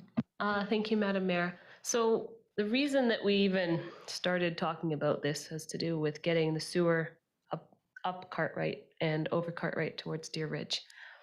And we saw some numbers of what that cost might be and what it would look like. I'm just wondering if we can have a refresher on how much is it going to cost to get the sewer to this location, and how is that considered when it comes to the sale price and the ability to actually make money on this, as opposed to just invest all of that money back into putting a sewer? Thank you. Yeah, through the chair to Councillor Carlson, that's a great question. I think that the answer to that question is still to come. A lot of this work will take a lot of time. Like, it's not like we're going to come back within the next month with next steps. This is a lot of staff time to go forward with these implementation items, a lot of technical work. There's some variables that will influence the costing with regards to sewer specifically. We've applied for a grant that was presented this morning at the Council of the Whole. We're still waiting on whether that grant will be successful or not, which will impact everything for all parties if we are successful with that grant application. As well, there's another variable with regards to the potential developer in Deer Ridge, who also has an interest in extending sewer through our lands and through Deer Ridge to get to his property. So that's something that we still need to figure out. And I feel confident that we will figure that out before we come forward with an actual intent to sell this land, where we'd have an idea of when the sewer is going in, who's paying for what, and then how much value can we get from our land based on the fact that there's a public knowledge that the sewer is going in or not. Councillor Holmes. Yes, thank you. Do we know exactly what land we'll require for the solar project? And if we require a little bit less than envisioned, would we be able to, so would there be an opportunity to include that in the CD zone? Or conversely, if we might require a little bit more than what we envisioned, how would we get that if we've rezoned it? Good question. Through your worship to Councillor Holmes. Yeah, we've done some further rescoping of the concept plan in consultation with our consultants, as well as Jeremy Storvald, our Director of Utilities, of what the revised scope is going to be with regards to the revised solar and storage project. So already what's included in the concept plan has been reflected in the new revised scope that was agreed to by council and also our project funder. Now things may still change as the project I think moves forward a bit. There's still opportunity to make some changes now because this is just a conceptual plan at this point in time. If there is an opportunity to narrow or reduce that solar and storage project land area, to free up additional lands for residential, we're going to be exploring that. But we feel confident that the footprint is going to be set what it is. It's kind of delineated by the geography of the site as well with regards to that lower bowl area, but also there's a road that's coming into the site, which we envision as kind of being the delineating marker for what is public land versus what's going to be private coming in. So, but there will be opportunity to make slight changes. Councillor Van Alphen. Thank you, Madam Mayor. Back to the sewer question. So if sewer does go through and beyond into the Deer Ridge would become a specified sewer area. They would have, I don't know how we would do that, but in the past, we've made it a specified sewer area where they have X amount of years to tie in. So that would also bring in revenue, correct? They would be paying to tie into the infrastructure. That's a local improvement I think you're referring to. I think that'd be something we could explore with some of the existing residents. I wouldn't recommend that for the developer. No. But potentially we have done that. I know in other locations, Director of Finance has indicated that to me as well. We have done local improvements for sewer extensions. It may not be needed for this project though, if the costs don't require it. So that's something we probably need to figure out and report back to council on the cost breakdown. And again, it's dependent on those variables I mentioned before. Okay. And then furthermore, but it's like if I was the private contractor, and that could be the district of Summerland for say putting in the sewer, there's always anyone else tying in has latecomers fees. Am I correct? Generally, that's normally how we do it. That's usually probably the easiest way to do it because then people are paying when they need it. But I've seen it done other ways where you're asking people up front to cost share.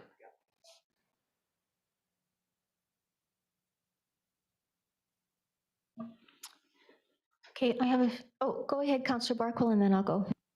Yeah.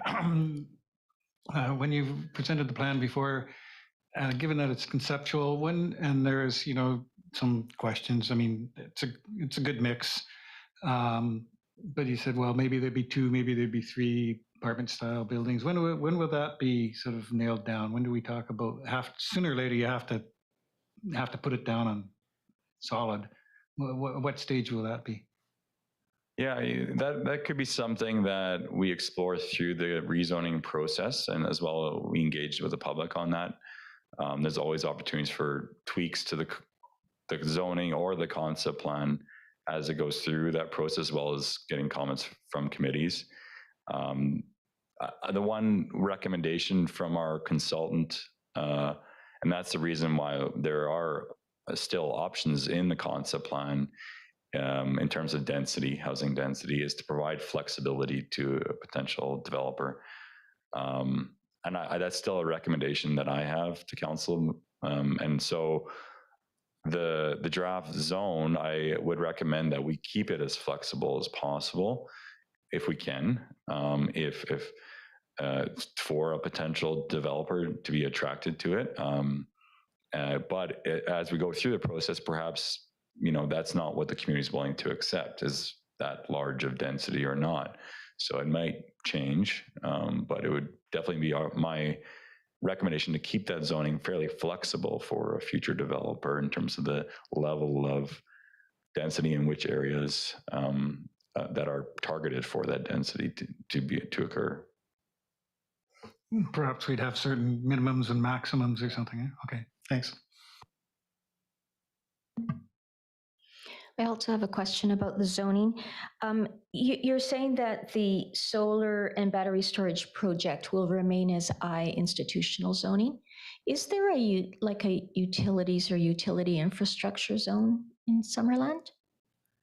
No, generally we use the institutional zone for district managed facilities. The only exception is the landfill, which is an industrial more zone, which has nuisance impacts. So it's, I think we call it resource industrial. Yeah, I think that's what it's called. Yeah. Okay, thank you. Does anybody else have questions? I have a few here. Okay, my next question is, when you're suggesting about made the suggestion about having a public open house and the decisions with the various council committees, will you be going, prior even to the open house, will you be going back to the major projects committee of the Penticton Indian Band Because there has been talk about them doing more archaeological work there.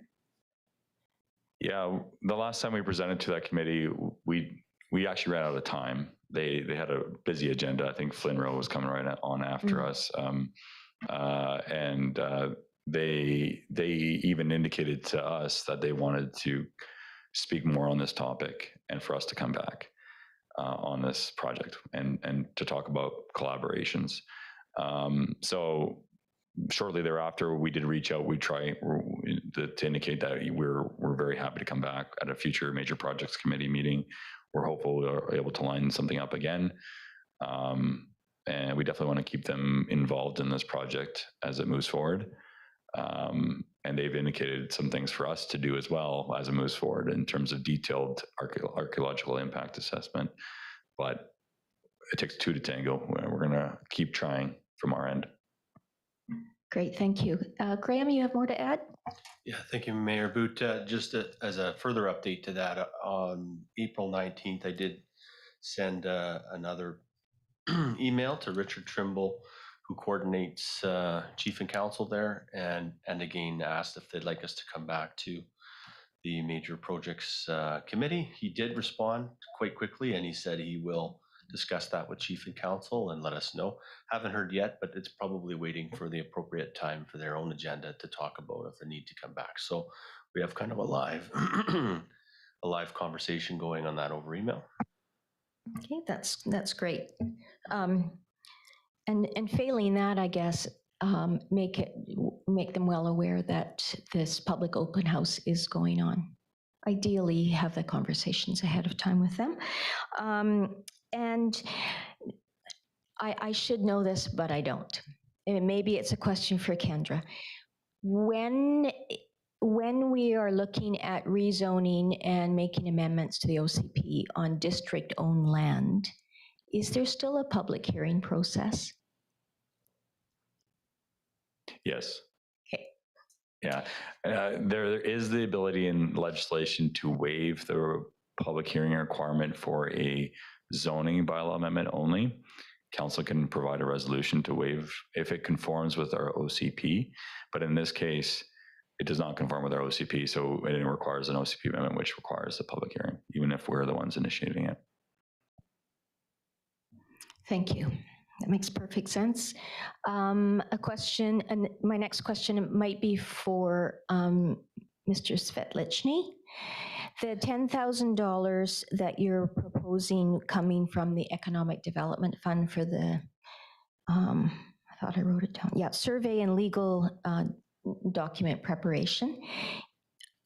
Does that fit under the, I know that it's a, something, a line item in our budget, but does that fit under the criteria maybe of the Economic Development Fund usage?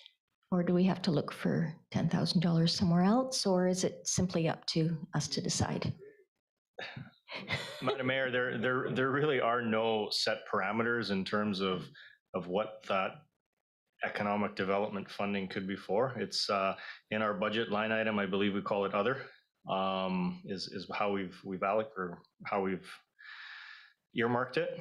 So it's really up to the discretion of council in terms of whether or not you feel that this type of a development is going to add economic value and to the district, and it's really council's decision. Okay. I think one way that we can look at that is we have often heard from businesses in town that even if they can find the staff that they want, their staff are not able to afford to live here. So I'm not saying that there will be necessarily attainable housing up there, but there will be more housing up there, maybe to make more housing available in other areas. So maybe that's a way of, of looking at it. So it is impacting economic development. And my last question is, and I'm not really sure if anyone can answer this question, in the letter that came from the chamber, they ended off their fully supportive with, and I've written it down, we further encourage the district to let the market determine the form and function of people's housing choices. What does that mean? I think going back to their original letter they provided council last November, indicating that they were desiring council to proceed with selling this idea and this land to a developer. Then their focus has been that they think that the private industry can better respond to market needs than the district can. So let the market decide basically what much density is required and that type of thing. And that's, again, part of the reason that my recommendation to council is that we keep the zone really flexible for the developer to kind of fine tune it once the land does transfer. Maybe there is changes that may happen down the road because of their design. I think that was where their intent is of that statement is coming from, but I can't speak on behalf of the chamber. Okay, thank you. From a personal standpoint, I think that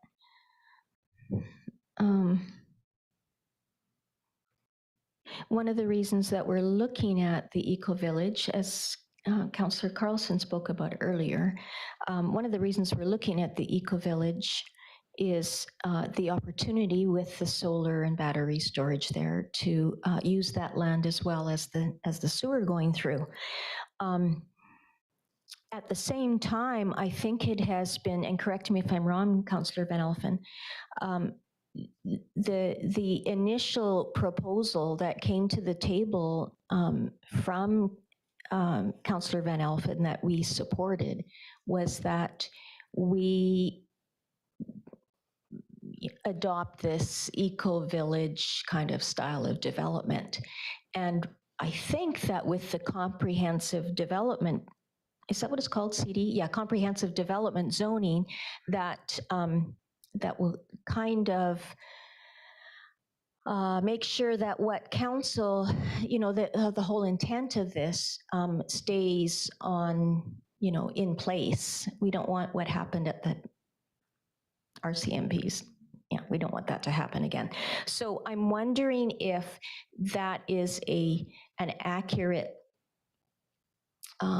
interpretation of what the comprehensive development, with the form and function and all of that, and making sure that we get what we around the council table, right, Councillor Van Alphen? Yes, what the intention has been since it was brought forward last summer, that will stay in place. I just a little leery of, kind of giving it. I don't want to go through that again. Yeah, if I can comment on that, I think as well, we should be cautious. The district should be. This is an asset. We own this land. We don't have other opportunities like this to get it right. And our previous conversations on this idea is we want it to be a flagship project that we can promote nationally, internationally, potentially. So I think at the staff level, we as well want to ensure we're doing it right. And that's why we're recommending restrictive covenants. That's why we are recommending a CD zone to highly prescribe what council wants to see happen on that site, be what happens on that site, to provide those securities before it moves forward for any sale. Now, thank you for that assurance. Councillor Van Alphen and then Councillor Traynor. Thank you, Madam Mayor. I too just want to echo your thoughts. When I first brought this to the table, that was my whole idea, was an eco-friendly development. Further to Councillor Carlson's comments about like sewer and all those things, that is a major component in my thinking at the beginning. The other thing too is I'm envisioning a fully serviced, like power sewer type situation to the property line, so the taxpayers will get the best bang for that land. And also I appreciate our director of development and trying to keep it somewhat flexible, because I don't have a crystal ball and I don't know what the future marketplace may be. So it might be a few more townhouses in there. You know, maybe that's going to be the demand. And again, I think that kind of leans more towards the obtainable side of things. So I think we have to have some flexibility. But I like the idea that we're going to have those restricted covenants. The last thing I want to see is a D9 cats going in there, leveling it all out and putting in these houses and throwing some rock in the front, call it landscaped and Bob's your uncle. That's the last thing I want to see. That was not my intent. It never has been. I think we have an opportunity, like our manager of development services has said, this is a flagship. This is, I know there's people around the council table that feel strongly that the solar project is a flagship project for Summerland. I think this is also, and in combination of the two, I think we got something going here that's going to be quite unique throughout British Columbia. Thank you, Madam Mayor. Thank you, Councillor Van Elfen. Councillor Traynor. I'm not sure if you can answer this, Brad, or not, but are there companies in BC or in Canada that specialize in doing these kind of developments? Like, this isn't going to appeal to every developer. It's pretty specific what we're looking for. And I think that we should have high standards for this. So are there companies that you think would be attracted to this kind of business and be able to meet our vision? Yeah, through your worship to Councillor Traynor. Yeah, great question. And yes, the answer is very clearly yes. There are developers already going on this bent themselves. There's a market for it. People are willing to pay more for this type of form of development. So they're recognizing that and they're responding to that from a private perspective already. I think that's another lever we have in terms of levers of control is that request for proposals process. We're not looking for lowest bid submissions. We're going to be looking at a series of criteria of how a potential developer meets the vision of what council set for this project through a number of factors. And I know what's another example that we've previously talked about here with the city of Victoria and their Dockside Green development. That's a similar process that they followed. Is we had a fairly involved request for proposal process. They did sell to a private developer, but there was a lengthy review process before they went forward with that, and that would be my recommendation as well. Just a quick follow-up. Sorry if this is a silly question, but do we review the request for proposals then? Or is that something that staff does, or how is that done? Graham? I think there's the routine and the non-routine kind of process to these things. A routine procurement, it's not typically something that would be in the realm of council. It'd be delegated to the operational world. But, this is a unique thing. It's tied up in the vision and aspiration that council set forth. It's near and dear to the heart, I think, and ethic of the community from an environmental perspective. And so, if there's a desire for council to see more or learn more through that process, as we build it, we can certainly figure out what the appropriate council involvement should be when we come back at that time. Councillor Brockwool. Thank you very much for asking that question, Councillor Traynor, because I understand we're not normally involved, but in this case, we do want to be involved. And as long as staff knows that we want to be involved, I'm sure they'll figure out what the right process of involvement is. But yeah, thank you for bringing that up.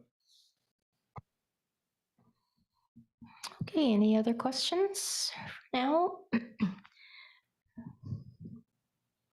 Okay, so there are 4 staff recommendations for council to consider. Are these is it intended that we go through one at a time or as a bulk? I don't know what your intention is, or I could look to Kendra perhaps. They're all so closely tied to the same thing that I'm not really sure. Yeah, if council wants to discuss each of them separately, they can, but if council's okay to pass them all, you could do it as just a bulk resolution. Councillor Van Alphen. Thank you, Madam Mayor. I'd like to pass all 4 of the resolutions that are before us today. General consent around the table? Okay, so thank you for volunteering to read those out, Councillor Van Alphen.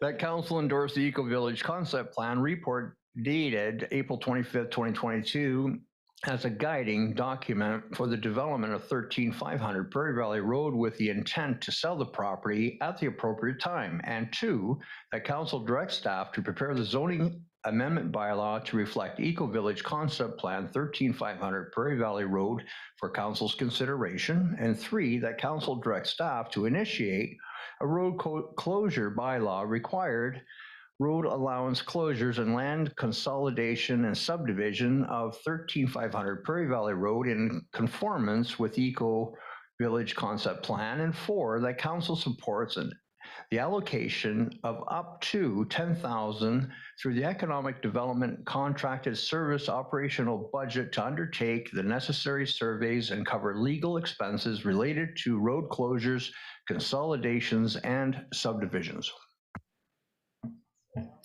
Thank you, Councillor Van Alphen. Yes, he did do that so well, didn't he, Councillor Carlson?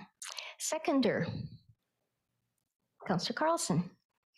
Okay, further discussion on this? Councillor Carlson. Now, not that Summerland would ever have any age-restricted stratas, but is that the kind of thing that we can be assured doesn't happen in a situation such as this? That's a good question. I never thought about that before. Potentially, again, we have some tools available to us, either the CD zone or the restricted covenant. It's Untitled to ensure that. There is proposed to be a strata, probably going to be required to achieve the design, like townhousing, as well as the community hub is proposed to be part of the strata. So there will be some sort of strata, but if you want to prevent any age restrictions, then I suggest we build it into the documentation, which if there's kind of informal direction from council, I can do that. Thank you. I do think it's important that we are aware that it's a possibility that could happen. Like I said, I don't think it would, but we certainly don't want to create an elite retirement community up on the top of Cartwright Mountain. Before I go to Councillor Van Alphen and Councillor Traynor, is there, again, general consensus that that's what we're leaning towards, is not necessarily having a 55 plus or some kind of age restricted village up there? 100% for me. No restrictions, please. Thank you.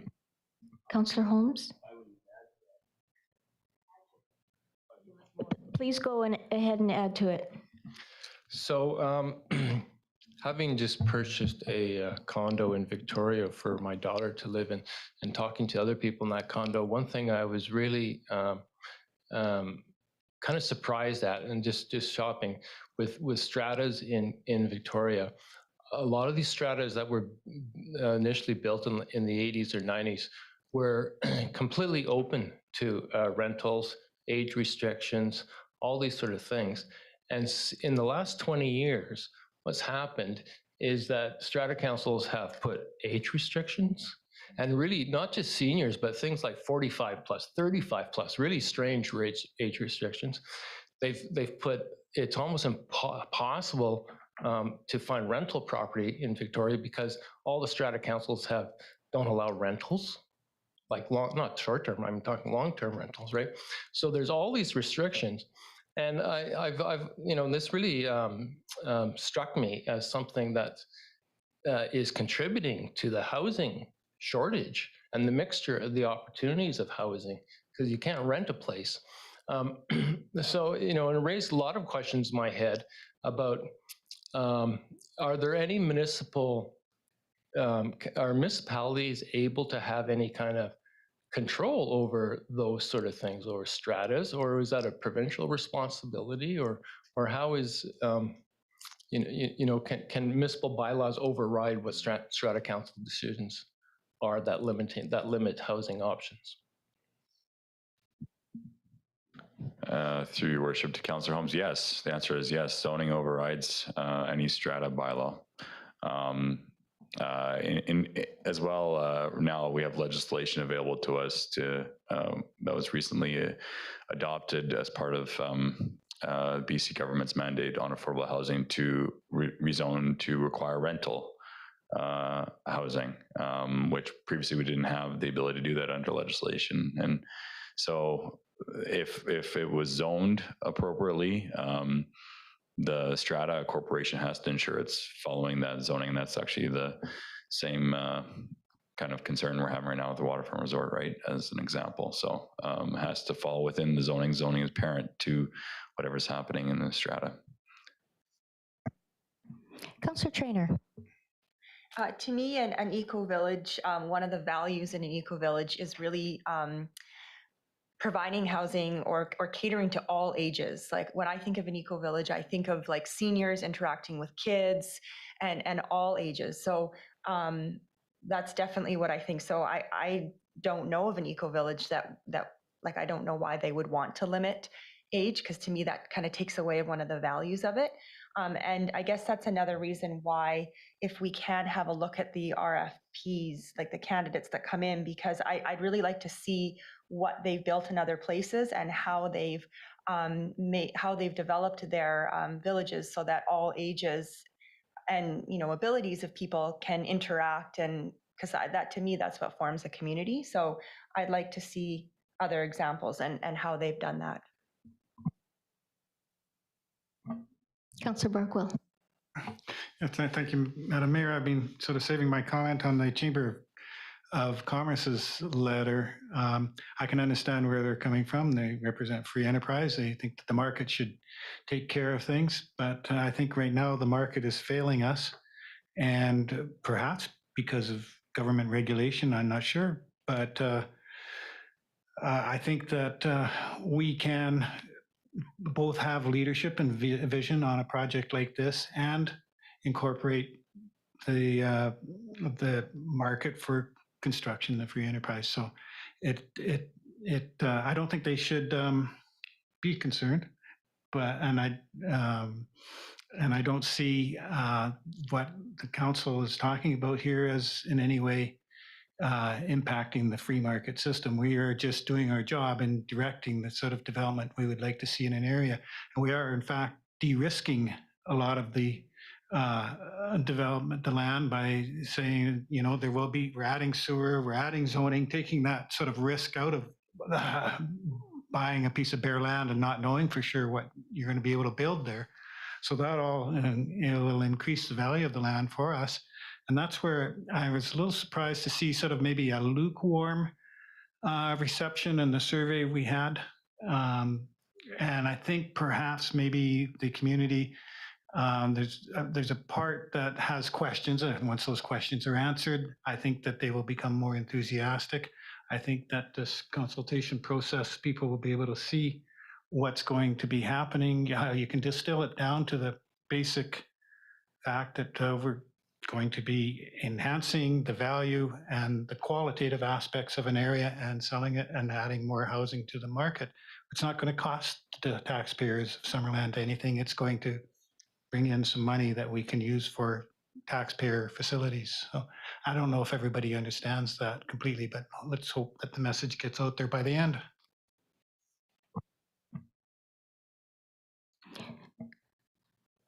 One response to what you just said.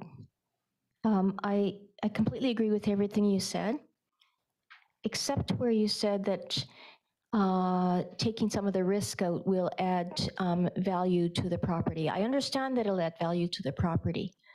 But as we were talking earlier this morning, if this is district land as it stands now, if we want to have an eco-village there with multi-family structures and multi-ages living there, the best that we can do in order to make it more attractive to the missing middle, I'm not saying necessarily, lower income housing, but the missing middle housing, which is, that largest piece, the better. So there is a balance there. I totally understand what you're saying, Councillor Barkwell, and really good points. I'm just thinking that there's a balance there. Okay, any further discussion on this? I will call the question. So that's on the 4 resolutions that are on the floor. All in favor? Great. Thank you. Thank you. I think I can speak on behalf of council when I say that we're really excited about this. So much work has been done in such a short period of time, so thank you. Graham and Brad and all of the staff. Okay, we are now ready to accept comments from the public and the media. And none of them want to talk to us. All right. So resolution to close the meeting to the public. Councillor Van Elfen and Holmes, all in favor? Okay, thank you.